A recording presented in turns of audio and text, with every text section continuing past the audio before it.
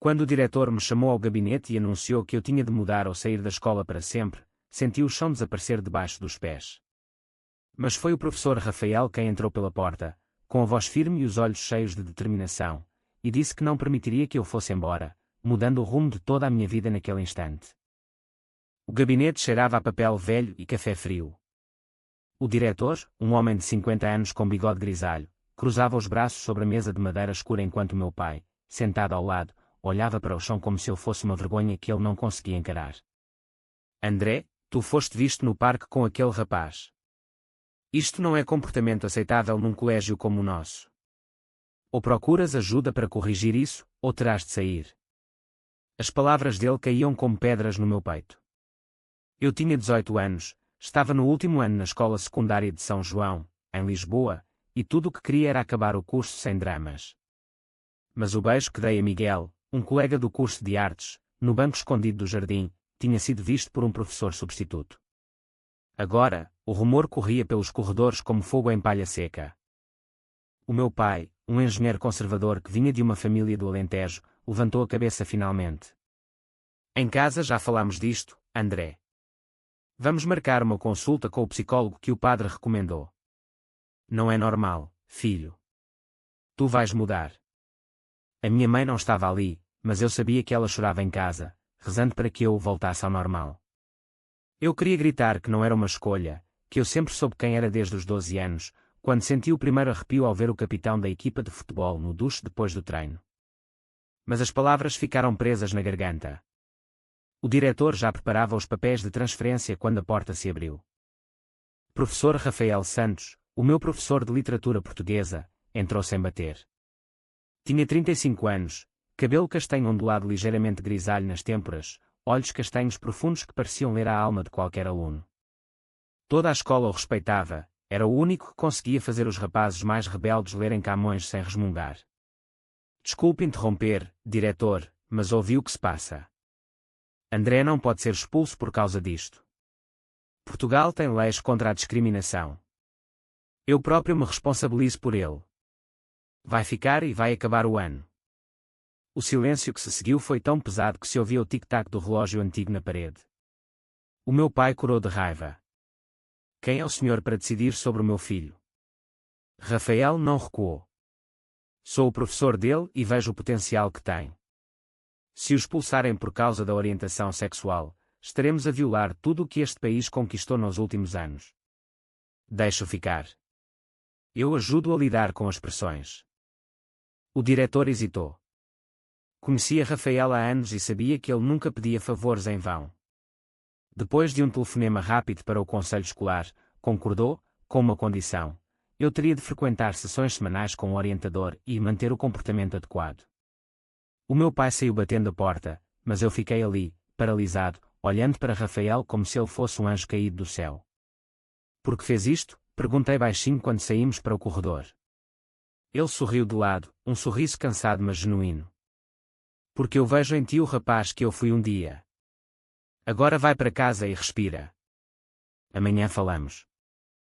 Naquela noite, em casa no bairro Alto, o jantar foi um campo de minas. A minha mãe serviu a sopa de legumes sem dizer uma palavra, mas os olhos vermelhos traíam as lágrimas. O meu pai abriu uma cerveja e começou: tu vais à consulta na segunda. O padre disse que é reversível se começares cedo. Eu queria dizer que não era uma doença, que em Lisboa havia marchas do orgulho todos os anos e que muitos rapazes como eu viviam abertamente. Mas o medo de perder a família era maior que a coragem. Subi para o quarto, fechei a porta e chorei pela primeira vez em meses. O telefone vibrou, uma mensagem de Miguel, o rapaz do beijo. Desculpa se te meti nisto. Queres falar? Apaguei a mensagem. Não queria arrastar mais ninguém para o meu caos. No dia seguinte, na aula de literatura, Rafael falava de Fernando Pessoa e da multiplicidade das identidades. Cada um de nós carrega heterónimos dentro de si, disse ele, olhando diretamente para mim por um segundo mais longo. Senti um calor subir pelo pescoço. Depois da aula, ele chamou-me ao gabinete pequeno que partilhava com outros professores. André, não precisas de mudar nada. Precisas de entender que ser quem és não é um erro. Eu posso ajudar-te a aguentar o ano. Mas tens de querer ficar. Contei-lhe tudo, o medo do pai, as orações da mãe, o vazio que sentia quando fingia ser normal, com os amigos do futebol. Ele ouviu em silêncio, depois disse: eu cresci no Porto, numa família parecida. Demorei anos a aceitar-me. Não deixes que te roubem o futuro. Pela primeira vez em semanas, senti que não estava sozinho. As semanas seguintes foram um turbilhão. O orientador da escola, uma psicóloga simpática mas limitada, falava de escolhas saudáveis e sugeria desporto para canalizar energias. Eu ia, mas depois corria para o Tejo para pensar. Em casa, o pai controlava o meu telemóvel e a mãe evitava olhar-me nos olhos. Um dia, o meu melhor amigo Pedro, que eu conhecia desde o básico, aproximou-se no recreio. Ouvi dizer que foste apanhado com o Miguel. É verdade. Confessei a meio, esperando apoio. Em vez disso, ele recuou. Isso é esquisito. Os gajos vão começar a olhar para ti de outra forma. A traição doeu mais que qualquer palavra do diretor. Naquela tarde, Rafael encontrou-me sentado nos degraus da escola, cabisbaixo. Vem, vamos dar uma volta. Caminhámos até ao mirador de São Pedro de Alcântara. O sol de fim de tarde pintava a cidade de laranja. A vida não é justa, André. Mas tu tens escolha, esconder-te ou crescer apesar de tudo. Pela primeira vez, senti uma centelha de esperança. O outono chegou a Lisboa com chuvas finas e folhas amarelas nos passeios de calçada portuguesa. Eu continuava a frequentar as sessões com a psicóloga, mas cada vez mais as palavras dela soavam vazias. Tenta focar nas raparigas da turma, dizia ela. Eu sorria e assentia, mas por dentro gritava. Rafael, entretanto, tornava-se uma presença constante. Não era só na aula, ele ficava depois do horário para falar de livros. Recomendou-me o livro de Margarida, de David Machado, e o Ateneu, de Raul Brandão, histórias de rapazes que lutavam com o mundo interior. Ler ajuda a não se sentir sozinho, dizia ele enquanto bebíamos chá no pequeno bar perto da escola. Em casa, a pressão aumentava. O meu pai marcou uma consulta com um especialista particular, um homem que prometia terapia comportamental. Fui uma vez. O consultório era frio, com diplomas na parede. A orientação sexual pode ser influenciada por traumas, explicou ele. Saí de lá a sentir-me sujo, como se o meu próprio corpo fosse um erro. Contei a Rafael no dia seguinte, no pátio vazio depois das aulas. Ele ficou em silêncio longo tempo, depois disse: não voltes lá. Eu falo com o teu pai se for preciso. Não falei, mas a ideia de ele enfrentar o meu pai fez-me sentir protegido pela primeira vez. Na escola, os rumores não paravam. Alguns colegas sussurravam quando eu passava. Uma rapariga da turma de matemática, a Sofia, aproximou-se um dia. Eu sei como é. O meu irmão mais velho é gay e passou pelo mesmo. Se precisares de alguém para conversar, agradeci, mas mantive distância. Não queria mais complicações. Miguel, o rapaz do beijo, parou de me escrever. Soube depois que o pai dele também o pressionara e que ele decidira ficar quieto. A solidão pesava.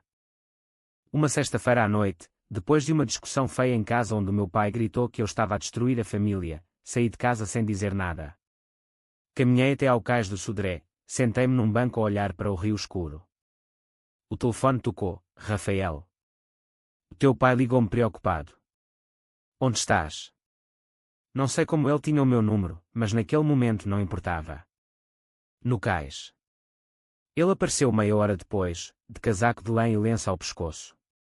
Sentou-se ao meu lado sem perguntar nada.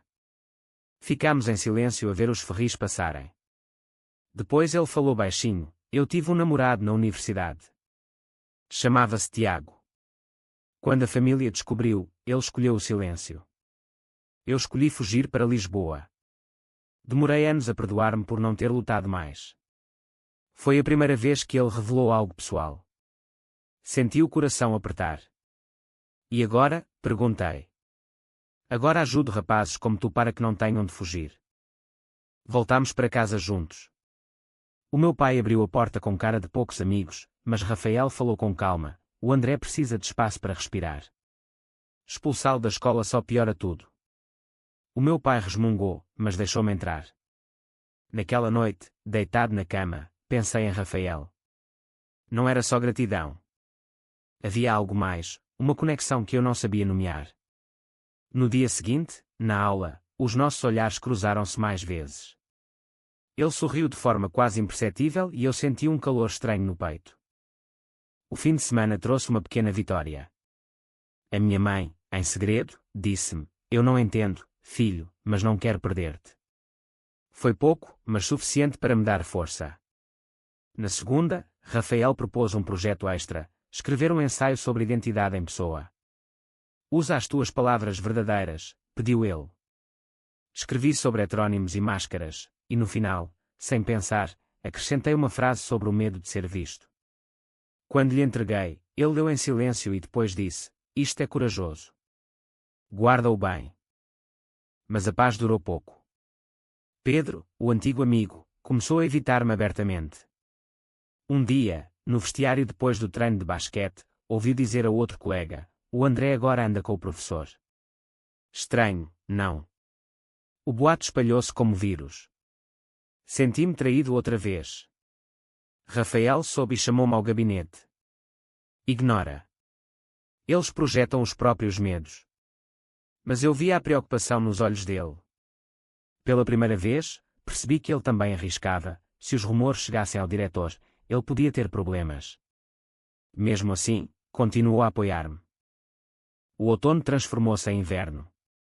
As luzes de Natal iluminavam a baixa e eu sentia-me mais forte. Comecei a escrever um diário, coisas que nunca diria em voz alta. Rafael tornou-se o único confidente. Uma tarde, depois de uma sessão particularmente dura com o orientador escolar, encontrei-o no café habitual. "Estou cansado de fingir", confessei. Ele pousou a mão no meu ombro por um segundo, um toque leve mas quente. "Então não finjas comigo." Naquele momento, algo mudou. Não era só apoio. Era compreensão profunda, quase como se ele visse a minha alma. Saí dali com o coração mais leve, mas também confuso. O que estava a acontecer entre nós? O inverno em Lisboa trouxe ventos frios do Atlântico e eu sentia o peso de todos os olhares. Os boatos de Pedro tinham crescido. Agora diziam que eu tinha algo com o professor Rafael. Um dia, no corredor, um grupo de rapazes mais velhos riu alto quando passei. "Cuidado, o André anda a aprender literatura de outra forma." Senti o rosto arder e acelerei o passo. Rafael notou a minha cara na aula e, depois, puxou-me de lado. "Vamos falar fora daqui." Caminhamos até ao Jardim da Estrela. O lago refletia o céu cinzento. "Não deixes que te destruam. Eu já passei por isto na minha carreira. Uma vez quase perdi o emprego por defender um aluno." Contou-me então a história completa. Quando era jovem professor no Porto, um rapaz de 17 anos tinha-se suicidado depois de ser rejeitado pela família. Rafael jurou nunca mais ficar calado. "Por isso estou aqui contigo." Mas o destino testava-nos. Uma semana depois, o meu pai recebeu uma carta anónima da escola, provavelmente de Pedro, dizendo que o comportamento do André com o professor era inadequado. Ele explodiu.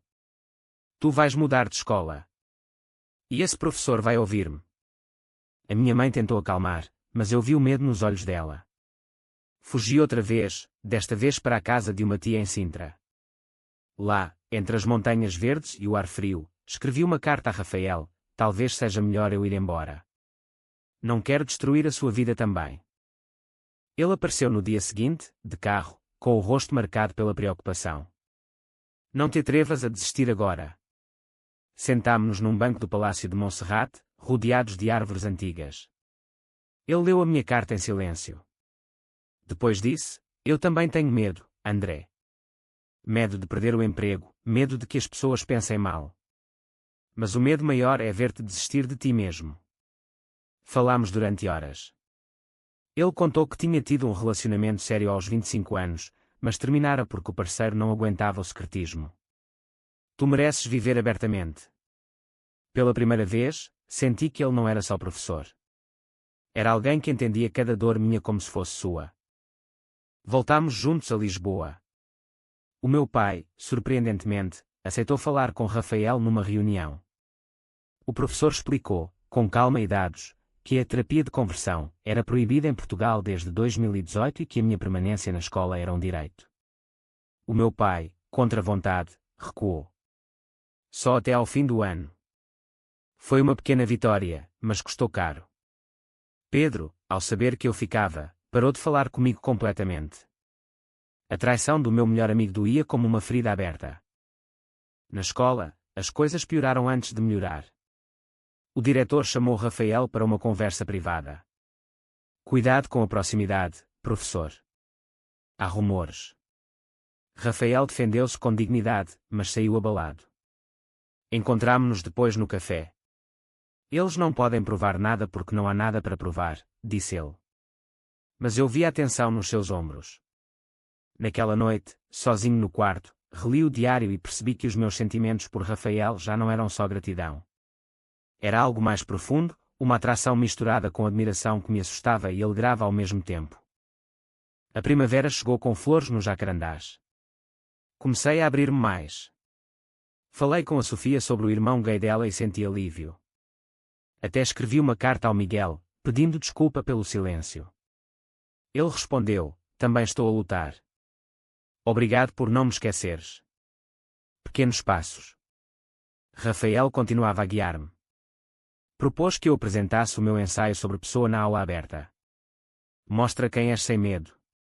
Preparei-me durante semanas. No dia, com as mãos a tremer, falei da multiplicidade da identidade. A turma ouviu em silêncio. No final, Rafael aplaudiu primeiro.